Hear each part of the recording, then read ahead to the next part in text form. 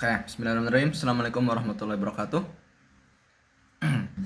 Alhamdulillah, nahmaduhu wa nasta'inuhu wa nastaghfiruh wa na'udzubillahi min syururi anfusina wa min sayyiati a'malina. May yahdihillahu fala mudilla lahu wa may yudlil fala hadiya lahu. Asyhadu an la ilaha illallah wahdahu la syarika lahu wa asyhadu anna Muhammadan abduhu wa rasuluh. La nabiyya wa la rasula ba'da. Qala Allah Ta'ala fil Qur'anil Karim. A'udzu billahi minasyaitonir rajim. Bismillahirrahmanirrahim. Ya ayyuhalladzina amanu taqullaha haqqa tuqatih wa la tamutunna illa wa antum muslimun. Oke. Pertama-tama dan yang paling utama, marilah kita panjatkan puja dan puji syukur kita atas kehadirat Allah Subhanahu wa taala yang telah memberikan banyak sekali kenikmatan kepada kita. Dari nikmat sehat, nikmat waktu luang dan segala kenikmatan lainnya yang tidak bisa kita hitung satu persatu kenikmatan tersebut. Dan sepatutnya kita dengan minimal mengucapkan alhamdulillahirabbil alamin sebagai ucapan rasa syukur kita kepada Allah Subhanahu wa taala. Kedua kalinya sholawat serta salam tak lupa kita curahkan kepada Nabi Agung kita, suri tauladan kita, uswatun hasanah kita, yaitu Nabi Allah Muhammad sallallahu alaihi wasallam yang telah memperjuangkan Islam pada masa jahiliyah hingga kita bisa merasakannya pada masa keislamiahan yang sekarang ini. Oke. Terbuatnya pada kali ini saya akan membuat video untuk memenuhi tugas UAS saya, yaitu tugas UAS Quran Hadis yang diampu oleh dosen saya, yang beliau adalah Bapak Mujibur Rahman, SPDI MSI. Ya, untuk materi saya pada video kali ini, video UAS kali ini, yaitu adalah klasifikasi hadis berdasarkan kualitasnya. Jadi klasifikasi hadis ini berdasarkan kualitasnya itu ada 3 ya teman-teman. Ada 3 pembagiannya. Apa saja? Yang pertama yaitu adalah hadis sahih. Hadis sahih itu adalah hadis yang benar. Nah, hadis yang kedua yaitu adalah hadis hasan. Yang ketiga yaitu adalah hadis dhaif. Dan yang terakhir berarti ada 4. Yang berarti ada 4. Yang terakhir ya, yang ketiga itu tadi hadis dhaif, dan yang terakhir itu adalah hadis maudhuf atau hadis palsu. Oke, kita masuk dulu dalam pendahuluan. Kenapa kualitas hadis ini penting? Ya, kualitas hadis ini penting karena pertama dulu kita harus bahas hadisnya dulu. Apa itu hadis? Pengertian hadis adalah hadis itu merupakan sumber hukum kedua dalam agama Islam ini, tentunya setelah Al-Quran.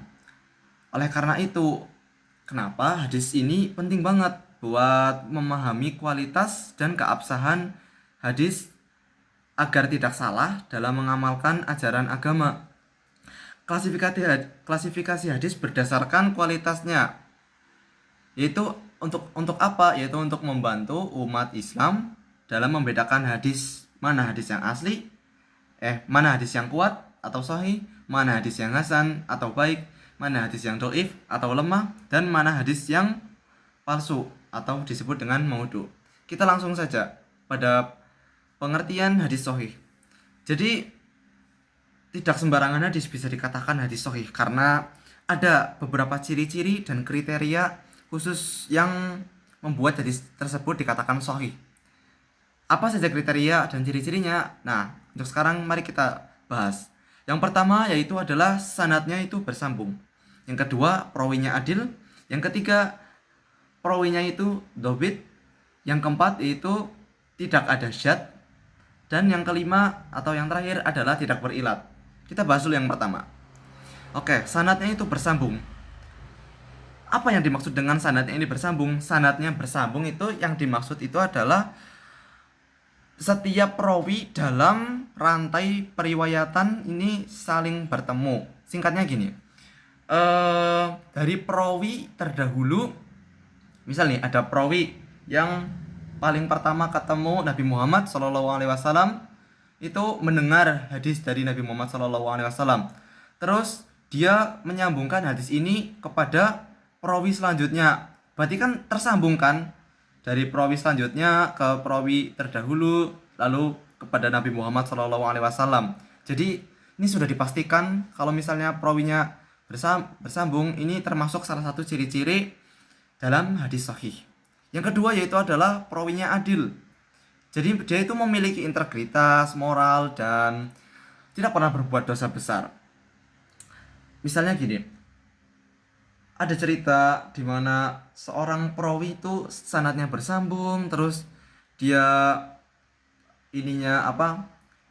aspek-aspeknya bagus dalam menyampaikan hadis, tapi ada satu kejanggalan dalam perawinya ini tidak adil. Contohnya dia kayak membohongi hewan gitu. Misal ayam mau dikasih pakan atau dikasih makanan tapi dia bohongi.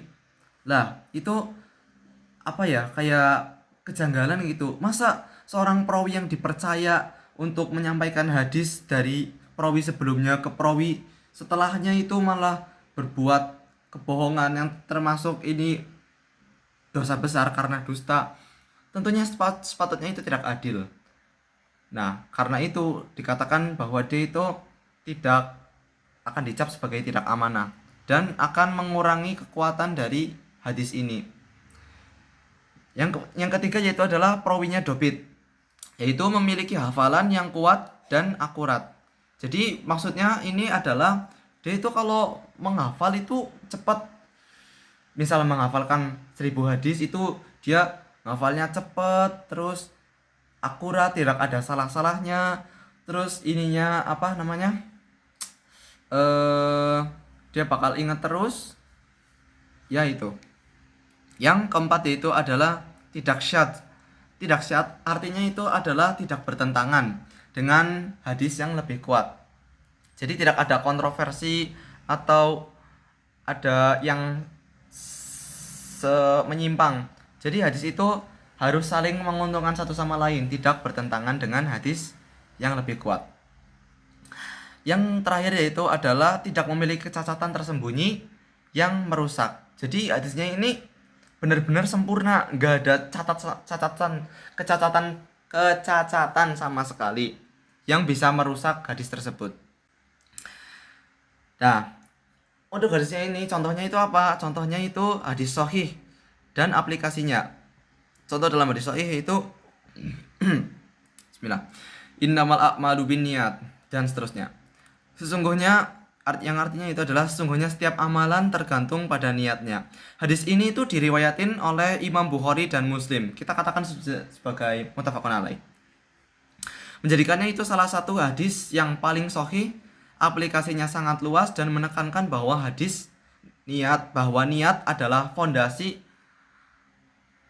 setiap ibadah dan tindakan. Memahami hadis sahih membantu kita memastikan keabsahan praktik ibadah dan muamalah.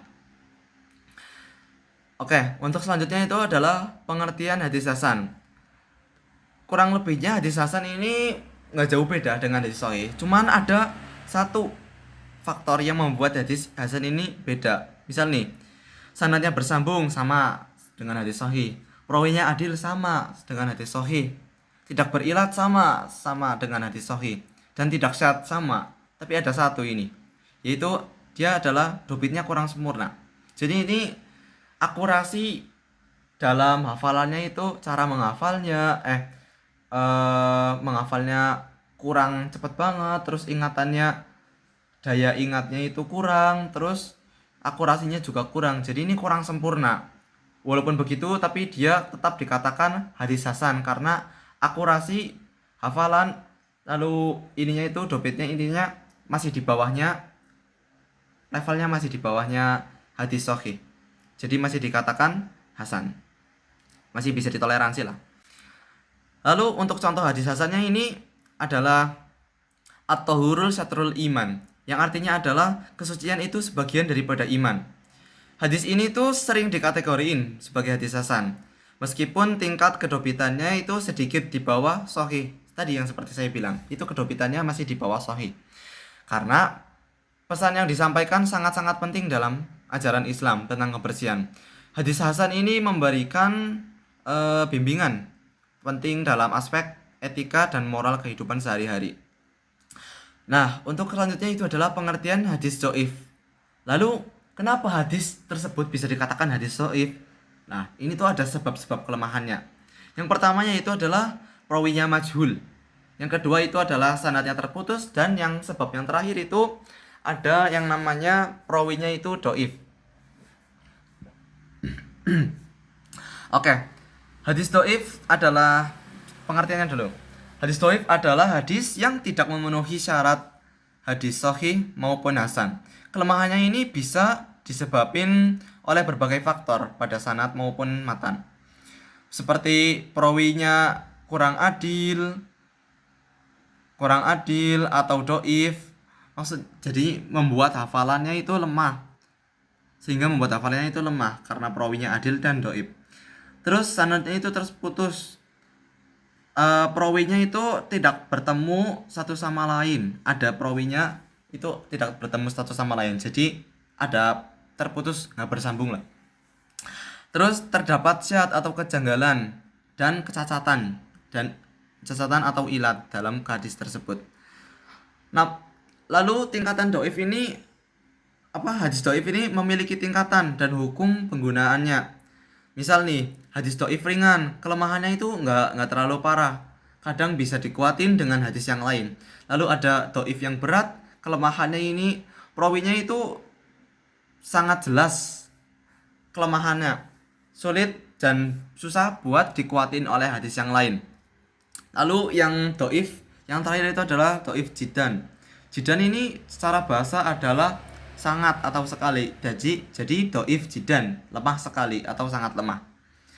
Ini hampir mendekati palsu karena banyak banget kejanggalan dalam hadis tersebut. Hukum penggunaannya itu secara umum hadis dhaif ini dapat dijadiin dalil dalam menetapkan hukum syariat. Namun sebagian ulama itu bolehin buat fadhailul amal. Jadi kayak motivasi kebaikan. Jadi kita ambil kebaikannya saja, sedangkan keburukannya itu kita buang. Jadi ambil kebaikan sesuai syariat Islam. Lalu yang terakhir itu adalah hadis palsu atau maudhu. Nah, apa saja bahayanya? Ini ada bahaya dan cara mengidentifikasinya itu bagaimana. Pertama, kita harus ketahui dulu apa hadis maudhu. Hadis maudhu ini pengertiannya itu adalah hadis yang dibuat oleh manusia, yang dinisbatin kepada Rasulullah, tetapi hadis ini tuh dinisbatinya itu secara dusta, jadi bohong. Dan ini termasuk adalah dosa yang sangat besar dan sangat berbahaya bagi kemurnian atau keaslian atau original agama Islam, otentikan agama Islam. Bahayanya itu yang pertama bisa menyesatkan umat. Yang kedua, bahayanya bisa merusak ajaran Islam, dan yang terakhir itu bisa menghancurkan kredibilitas agama. Lalu ada cara-cara untuk mengidentifikasinya. Yang pertama yaitu jika perawinya dikenal pendusta, itu pertama. Yang kedua, hadisnya ini bertentangan dengan ayat Quran dan sunnah yang tingkatannya dari sahih. Dan yang ketiga yaitu isinya terlalu berlebih-lebihan, kayak alay banget gitu, atau nggak masuk akal, nggak masuk logika lah. Nggak masuk logika ada pengakuan. Nah, terus ada pengakuan dari pembuatnya. Nah, oke, kita masuk kepada kesimpulan. Jadi kesimpulannya itu adalah dasar akidah itu melindungi kemurnian ajaran Islam. Yang kedua yaitu filter informasi, bisa membantu memilah informasi di era digital. Dan ketiga yaitu adalah meningkatkan pemahaman, memperdalam wawasan keagamaan yang benar. Oke, mungkin cukup sekian dari saya.